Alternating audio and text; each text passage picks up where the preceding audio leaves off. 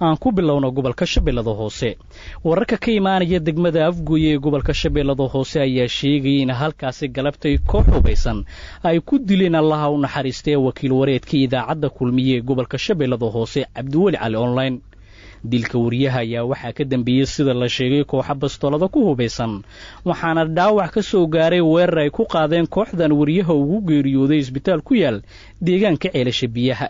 dilka kadib waxaa halka uu falku ka dhacay iskaga baxsaday kooxdii weerarkan geysatay oo lagu sheegay tir ahaan inay gaarayeen 2 ruux oo dhalinyaro ahaa. agaasimaha idaacadda kulmiye Burhaan Diini Faarax oo ku hadlayay afka maamulka kulmiye ayaa xaaska wariyaha caruurtiisa ehelkiisa iyo bahda kulmiye ka tirsanaa uga tacsiyay geeridii ku timid online. inna lillahi wa inna ilayhi raaji'uun.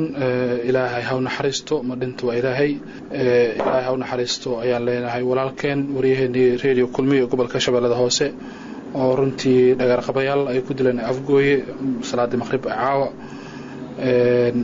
sida noo sheeganay way baxsadeen kooxdii dhibkaasi geysatay.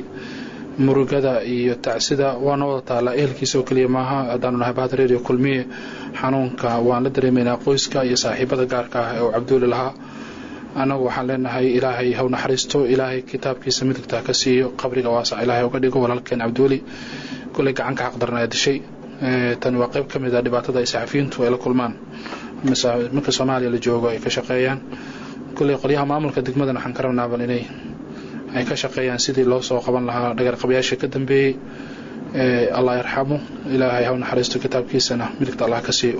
kaasi wuxuu ahaa agaasimaha idaacadda kulmiye Burhaan Diini Faarax oo ka tacsiyeynayay geeridii ku timid wariye Cabdiweli Cali online oo koox hubaysan galabtay ay ku dishay degmada Afgooye.